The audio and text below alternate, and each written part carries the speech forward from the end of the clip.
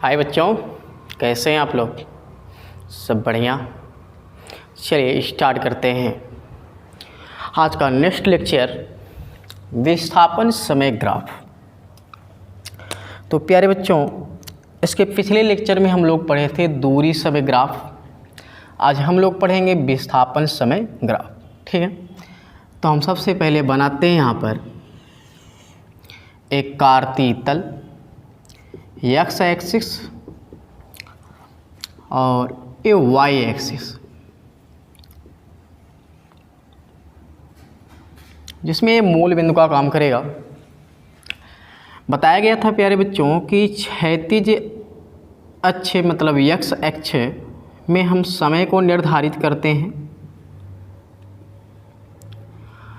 और वाई अक्ष में दूरी या विस्थापन या वेग को निर्धारित किया जाता है। तो ये हो गया विस्थापन। अब प्यारे बच्चों, एक सरल रेखा हम खींच लें और यहाँ पर एंगल ले लेते हैं कितना बच्चों, थीटा। तो प्यारे बच्चों, विस्थापन समय के ग्राफ से अगर हम प्रवणता निकालें तो प्रवणता या ढाल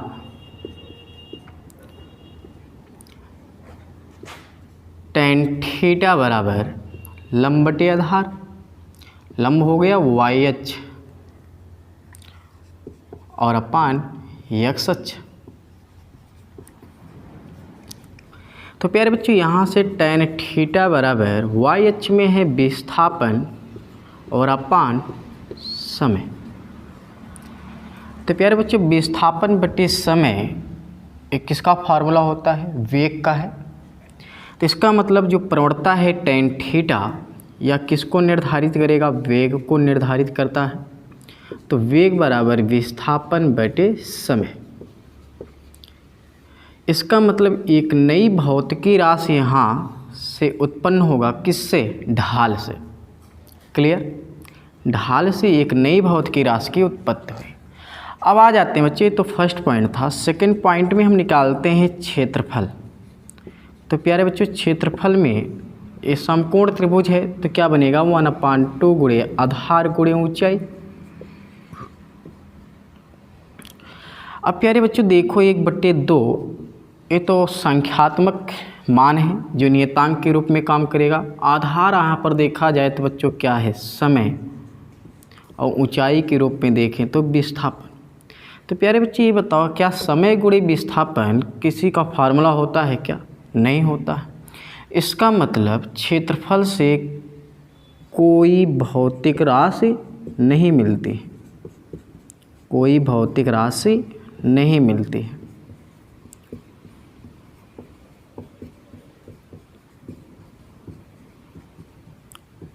जबकि यहाँ पर भौतिक राशि मिल रही है किससे, प्रवणता या ढाल से। तो आप लोग को बताया गया था पिछले लेक्चर में, प्रवणता से कोई न कोई भौतिक राशि जरूर मिलेगी, और जबकि क्षेत्रफल से भौतिक राशि मिल भी सकती है और नहीं भी। तो प्यारे बच्चों, दूरी समय के ग्राफ में भी क्षेत्रफल से कोई भौतिक राशि नहीं मिली थी, विस्थापन समय ग्राफ से भी कोई भौतिक राशि नहीं मिली। तो ये था बच्चों, यहाँ पर विस्थापन समय के ग्राफ से हमको जो मिलना है भौतिक राशि, वो मिलना है किससे, प्रवणता से। तो अर्थात tan थीटा बराबर वेग होगा। tan थीटा बराबर क्या, वेग। तो वेग का यहाँ पर ग्राफ बनाने के लिए यहाँ पर थीटा के मान पर हमको डिपेंड करना है। अब थीटा बढ़ेगा तो वेग बढ़ेगा, थीटा घटेगा तो वेग घटेगा। अगर थीटा अपरिवर्तित है तो वेग भी क्या होगा, अपरिवर्तित होगा। क्लियर? तो कॉपी करिए, फिर आगे चलते हैं, ग्राफ खींचते हैं। कॉपी कर लीजिए, स्क्रीनशॉट ले लीजिए, चलिए मिटा दें।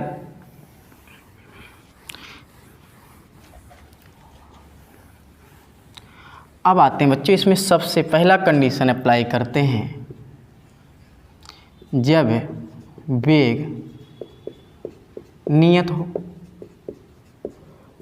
तो जब वेग नियत हो तो इसका मतलब थीटा का भी मान क्या होना चाहिए, नियत होना चाहिए। थीटा का मान बढ़ना और घटना नहीं चाहिए। तो कैसा ग्राफ बनेगा बच्चों, बनाते हैं एक्स अक्ष और ये वाई अक्ष, ये हो गया समय और ये हो गया विस्थापन।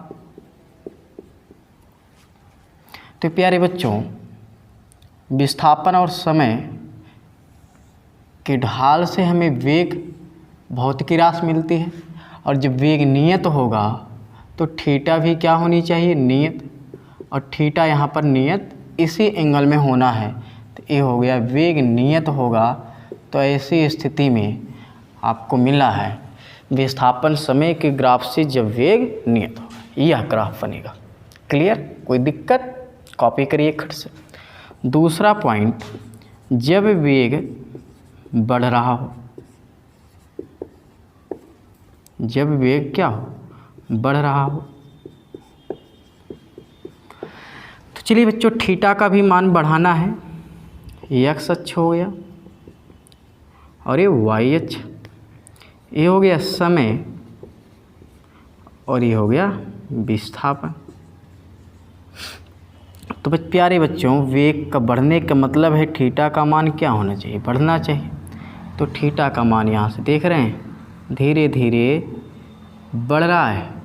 थीटा क्या है, बढ़ रहा है ना, तो यहाँ पर वेग क्या होगा, बढ़ेगा। तो बढ़ते वेग का ग्राफ ये होगा। क्लियर बच्चों। अब तीसरे पॉइंट में आ जाते हैं, जब वेग घट रहा हो। तो ठीक है बच्चों, जब वेग घट रहा हो तो थीटा का भी मान क्या होना चाहिए, घटना चाहिए। ये हो गया एक्स अक्ष और ये हो गया वाई अक्ष, ये हो गया समय और ये हो गया विस्थापन। वेग घटने की प्रक्रिया में ग्राफ जो बनता है ऐसे होता है। यहाँ एक थीटा है, थीटा घट रहा है तो वेग भी क्या होगा, घटेगी। तो ये बनेगा घटती वेग का। कोई प्रॉब्लम, समझ में आई बात। चौथे पॉइंट में आते हैं हम लोग, घटती बढ़ती चाल के लिए, अर्थात अपरिवर्ती चाल नहीं बच्चों, अपरिवर्तित वेग के लिए।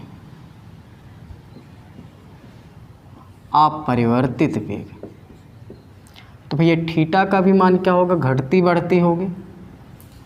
तो ये एक्स अक्ष और ये हो गया वाई अक्ष, घटती बढ़ती वेग के लिए ऐसा है। ठीक है, ये है थीटा। थीटा का मान देखो, कभी घट रहा है कभी बढ़ रहा है एक्स अक्ष के सापेक्ष। तो ये हो गया घटती बढ़ती वेग के लिए। पांचवा पॉइंट, अनंत वेग के लिए। तो अनंत वेग के लिए भाई थीटा का मान क्या होना चाहिए, 90 डिग्री। तो ठीक है, 90 डिग्री हम बनाएंगे यहाँ पर, मतलब जो ग्राफ खींचेंगे हम लोग वह कैसा होगा, लंबवत होना चाहिए। किसके, एक्स अक्ष के। ये हो गया वाई अक्ष, ये हो गया समय और ये हो गया विस्थापन। इसका मतलब अनंत वेग के लिए सीधा लंबवत होना चाहिए। ये है अनंत वेग के लिए। और अनंत वेग कब होगा बच्चों, जब समय शून्य होगा। जब समय शून्य होगा भाई, अनंत वेग मतलब थीटा का मान 90 डिग्री। तो यहाँ पर tan 90 अंश का मान क्या बच्चों, इनफाइनाइट। और tan थीटा जो आपका होता है, लिख देते हैं लाइन, tan थीटा बराबर क्या था, विस्थापन बटे समय, है ना, मिला था इसके पीछे। तो यहाँ पर tan 90 बराबर विस्थापन बटे समय। tan 90 का मान इनफाइनाइट, इनफाइनाइट मतलब 1/0 विस्थापन बटे समय। तो यहाँ से समय का मान क्या हुआ बच्चों, शून्य, जो कि असंभव है कि नहीं बच्चों, कभी समय शून्य होता है क्या। तो बच्चों यह ग्राफ क्या है, असंभव है। यह ग्राफ असंभव है। कोई प्रॉब्लम। तो ये था बच्चों विस्थापन समय ग्राफ। तो विस्थापन समय ग्राफ से आपको मिलता क्या है, वेग का ग्राफ। और वेग का जितनी कंडीशन हुए, कितने हैं, 6 कंडीशन हुए बच्चों, 5। तो ये कैसे बनते बच्चों, वो निर्भर किस पर करेगा, ढाल अर्थात tan थीटा पर। थीटा का मान घटेगा तो वेग भी क्या होगा, घटेगा।